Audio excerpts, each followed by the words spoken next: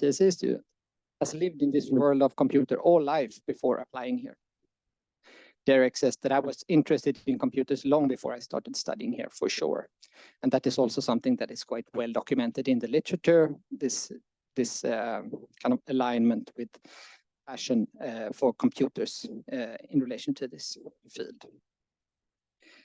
But what then also happens, which is kind of random in a sense, is the way that passion is also...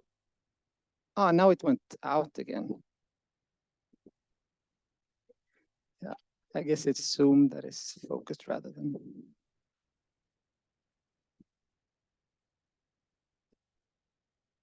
Yeah, one more. Yeah, now we believe. Yeah, so the way that passion is then also gendered. So this is part of kind of looking at how is this mind-body split being enacted empirically in the field that I'm researching here. And the gendering of passion that goes on is, to a degree, I would say, quite random. I mean, yeah, so let's read the quote first. Diana says, for instance, talking about who can kind of fit in at this program. A girl who's really into fashion would probably find the program really boring. If you got an interest in computers, and if you do, you're kind of boyish. Of course, as a girl at the program, you could probably like computers and still have an interest in fashion, but you cannot be the stereotype who only likes to shop. People like that would find the program really boring because they're oriented in the completely opposite way. And Douglas suggests that to be feminine is to go shopping for clothes, to be masculine is to go shopping for unnecessary gadgets. And of course, that's it. I mean, it's a stereotype that we see portrayed here. But if we take a step back, it's also very random in a sense. What would interest or passion for computers have to do with passion for fashion, if you want? I was just wondering, what is the context here? Like, how did the topic of fashion come into here? Is this has to be a prompt, right? Or am I? I shouldn't say in relation to this particular quote, I'm not sure about the dialogue, but it's not prompted in that sense that I decided to ask about being passionate. Being passionate, I have a theme relating to the body. So of course, notions of passion and interest comes up in relation to that. But it is quite random, the way that comes up in a number of different instances during my field research, that to be a typical CSE student is also something that is very embodied. It's something that you show. So I ask questions, for instance, can you tell who's doing what on this technical university? Yeah, the computer science and engineering students are always the worst dressed, for instance. And we kind of recognize that stereotype, I would suggest, but it's also something that it just empirically very alive at the campus where I'm at. So, okay, thank you. Understood.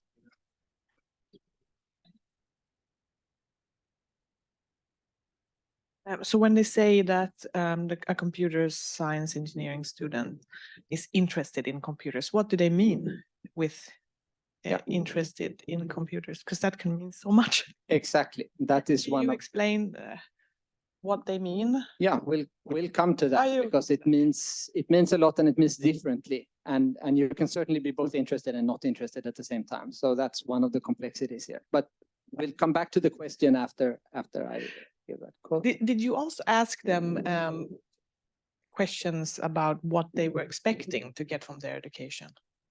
Yes, I did. The computer science, the short answer to that is that the computer science and engineering students expected perhaps to have a little bit more of their passions fulfilled, while the chemical engineering students were quite surprised with what they meant because they were signing up for chemistry and they got chemical engineering. That would be my kind of broad. So they were surprised in a negative sense. The computer science and engineering students were surprised that so much of the formal studies were not really an arena for them to just kind of continue on with their passions. Would be with their interest in computers. Yeah. Yeah, so but as your question also suggests, there's something quite random about this, but it's also a cultural logic that plays out here. And the way that I understand it, I put it into this, or I relate it to broader notions of how the body is articulated at this campus. So there's other ways that also the notion of kind of not aestheticizing the body, not caring about the body, not kind of dressing the act, so to speak, is also part of other ways of centering the body in order to ridicule the body, if you will. And this is also again, going back to Matilda's this morning, what is essentially what goes on across computer science and engineering settings. And these are findings that are quite close to early studies by Sherry Turkle at MIT in 1984, I think, where they have this competition of the ugliest man on campus, for instance. But in my setting, we see other rituals. So in the student culture, there's organized no pants pubs, for instance, where you're supposed to show up without wearing any pants. Plastic wrap pub, where you're supposed to dress up only in cling film. And there's a whole genre of kind of gross sketches with the male body nude, throwing up, grossing out, engaging all kinds of kind of corporeal activities, but that also, in a sense, ridicule the body or kind of disregard everything that we would connect to kind of presenting the body in a respectful way. And my interpretation is that this is symptomatic, or well, this is also a finding from other settings of kind of intimate homosocial masculine settings, that this is something that can also happen in kind of locker room culture, for instance. One can understand it as a form of border work against potential homoerotic or homoeroticism. One can also understand it as a form of border work in relation to other programs. The CSE students, some of them take pride, and some of them feel, well, disturbed by this, but it's widely recognized as kind of the grossest program on campus. That is where you engage in these practices in the most kind of deliberate or explicit way. And it's also a form of enactment of a form of geek identity that resonates well with a gendered mind-body split and CSE as a particularly immaterial field. So I've written a piece together with Alison Gonsalves in Canada on how to understand this also in relation to physics. And the link will be available if you send this out later.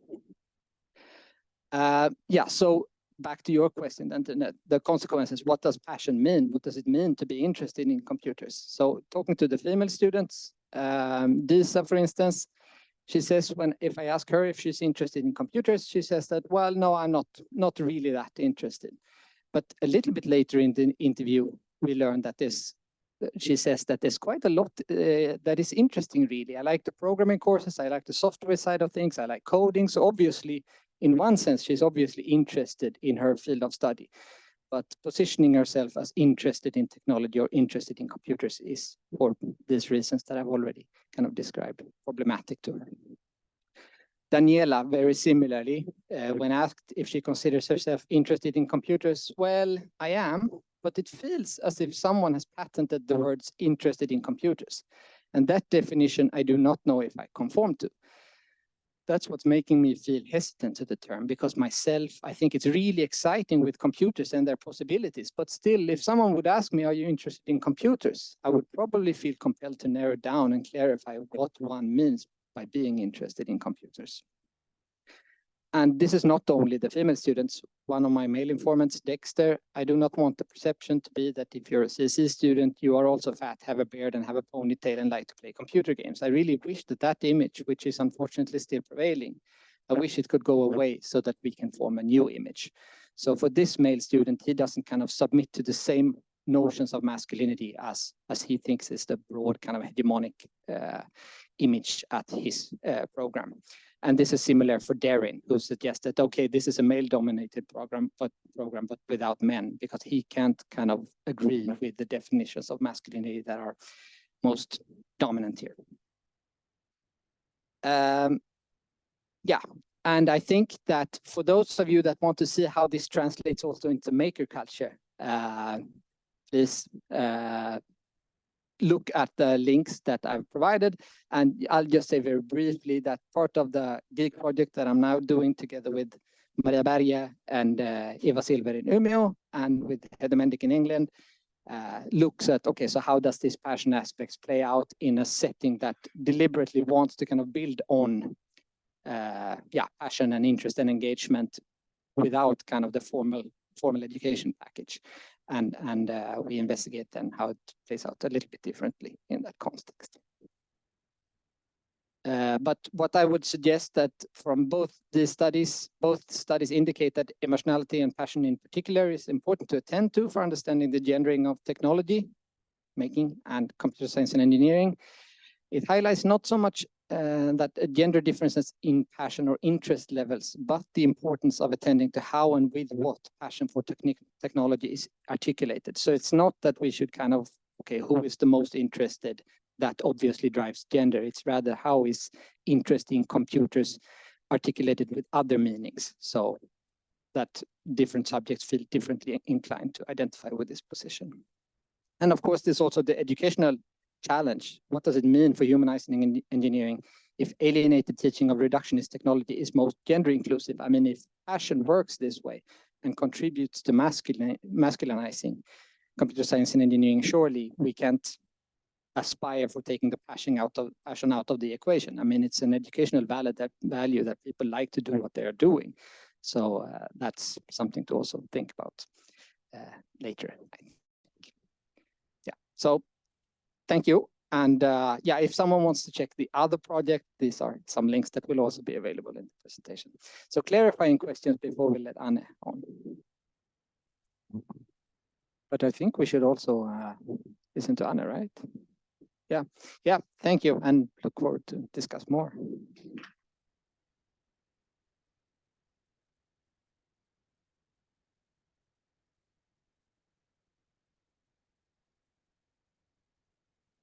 I think computing is such a pain.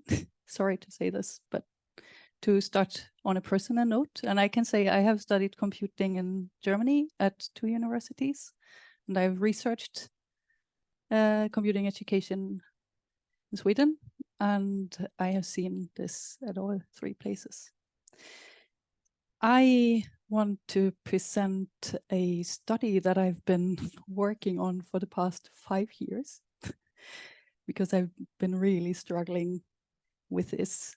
I wanted to find out, why do I see what I saw in my PhD studies?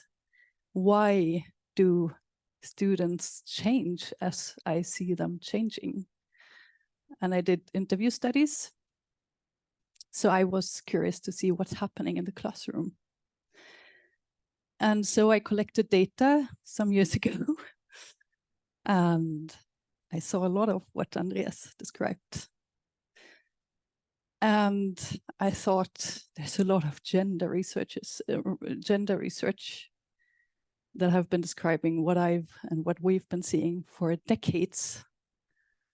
And I thought, what is the point in producing even another paper describing these results?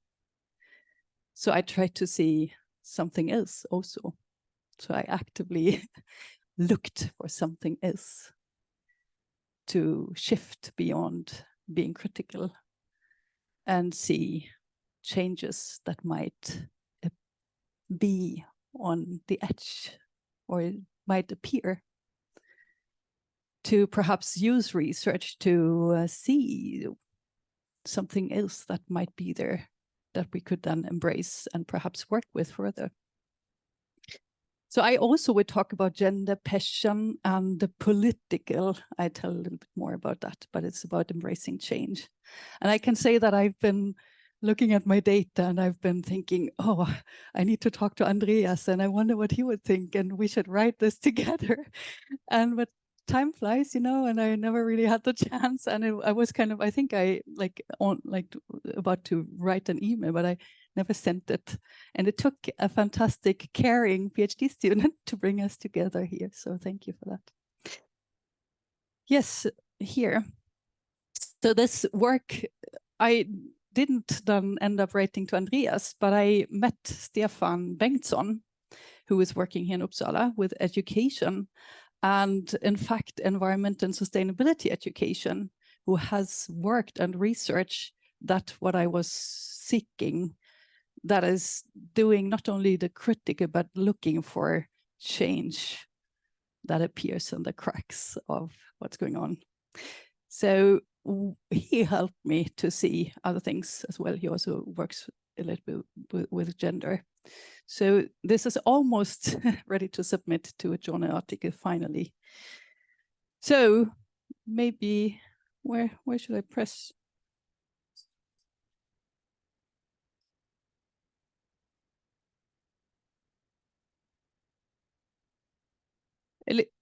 Yeah.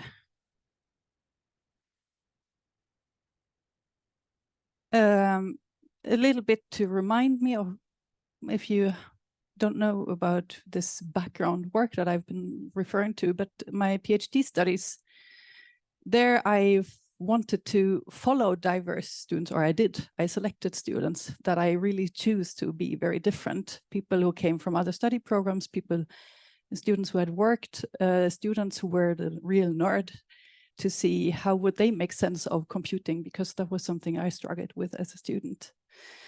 And it was fantastic to meet these students in the first year. I got a lot of ideas about computing and what it could be. But then what I found is that these students all kind of very much aligned to making sense of computing in very similar ways, in very masculine ways.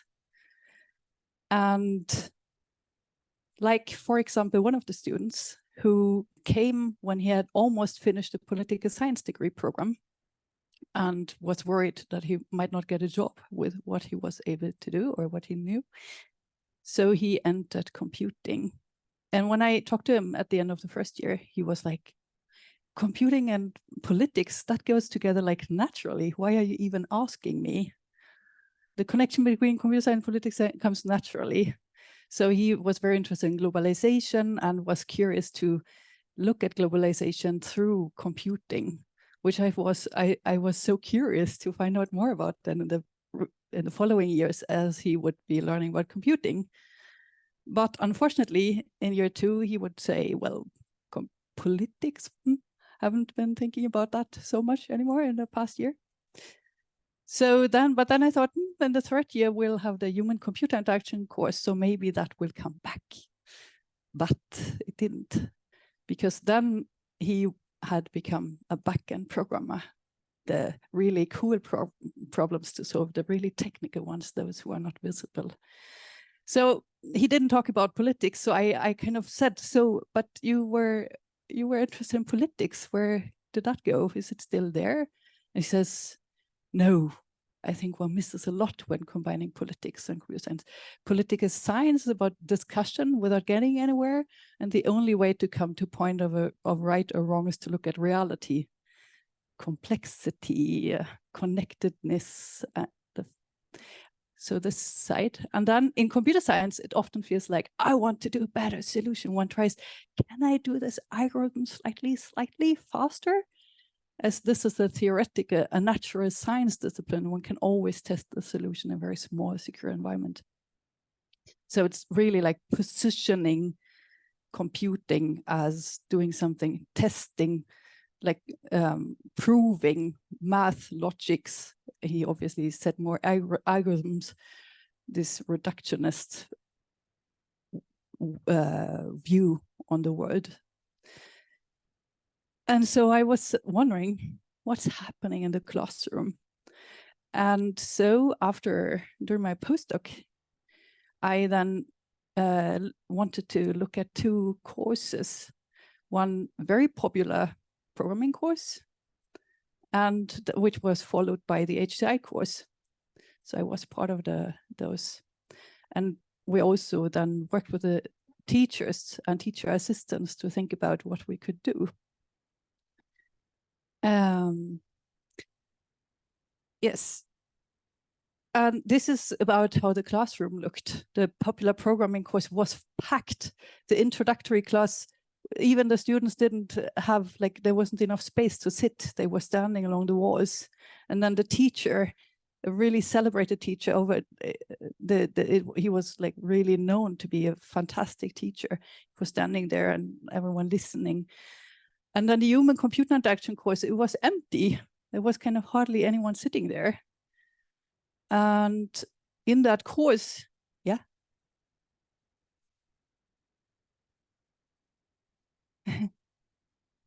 Yeah.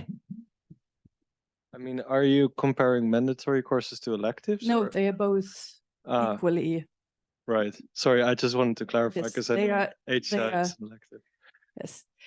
And I thought I'd start here because this is one of a slide presented in the HCEE course, presenting, like responding to what they would now learn.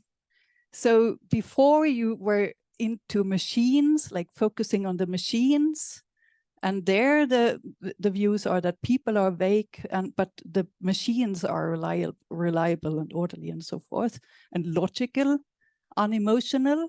So that's the machine-centered view. That was the previous course. Now you will learn about the people-centered view, where machines are dumb and so. So it's like really these dichotomies and these separations. But what if the students are socialized into this view before? What are the chances that they now say, oh yes, let's do something else? Especially if you do Bildung, like if you form students. So yeah, but so what's happening in the course before then? And this was how the teacher presented himself in the introductory lecture, you know, this field room. I am doing programming languages. This is my super nerdy thing. And why should you learn programming? It's fantastic to do programming. And I think, I mean, I can't play this, but you should have been there. It's fantastic to be able to program. A computer is a good gadget. Does humanity need it? Doubtful. But why not? One can do all kinds of things. So I think this is like a positioning towards being a nerd here. It's a nerdy thing. It's fantastic to do, but yeah, you don't need to.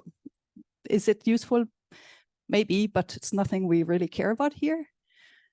So this kind of just brought up all this work that I knew about and had read about. So so that really challenged me as I was kind of thinking, maybe we want to see something else also.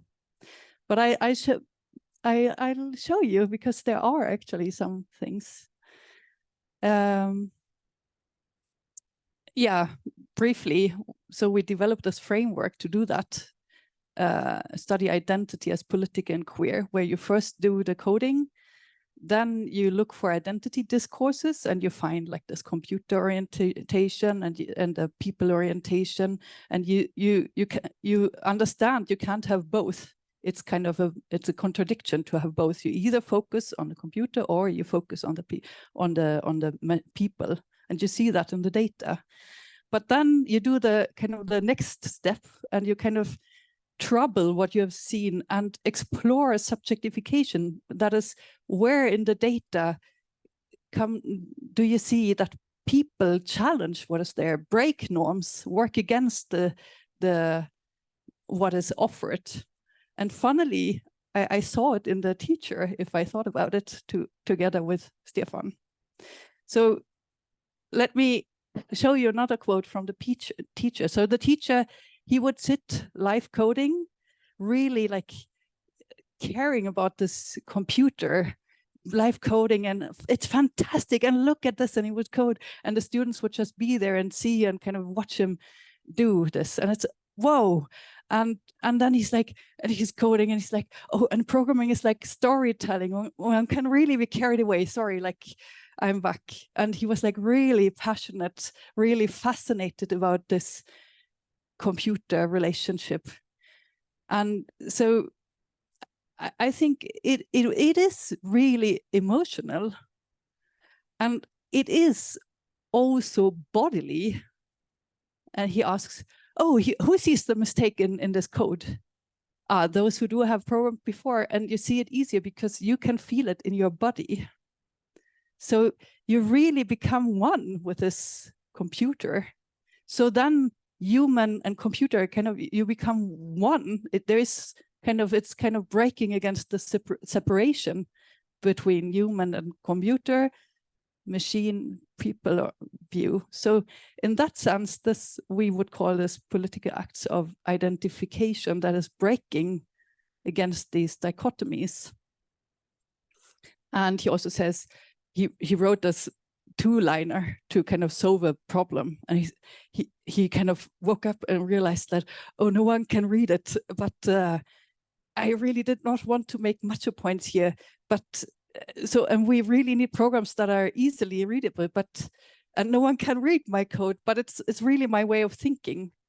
So his kind of way of thinking had been kind of shaped by the computer. He's kind of more and more thinking as a computer, more and more becoming a computer. And this is kind of, this relationship was kind of made, kind of offered to the students. And they also kind of were, it was kind of that which they could be experiencing also at home, like after class. And I would say there were also many students who kind of identified themselves. They had already had the hobby, like with the computer. They kind of could see that, yeah, this is me. I already kind of do like that, or maybe. And then the teacher also really wanted the students to kind of experience that, and also give experiences that maybe, yeah, they would also see, wow, this is fantastic. I can have a relationship with a computer.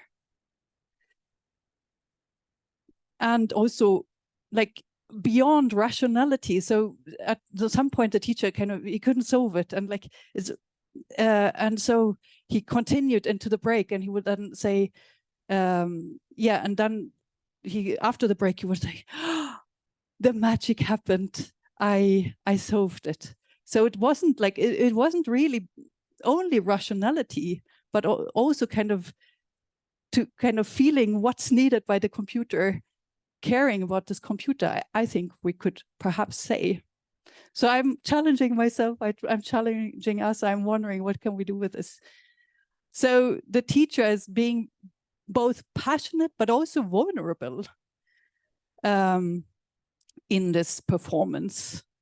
And in this moment of magic that goes beyond control and rationality.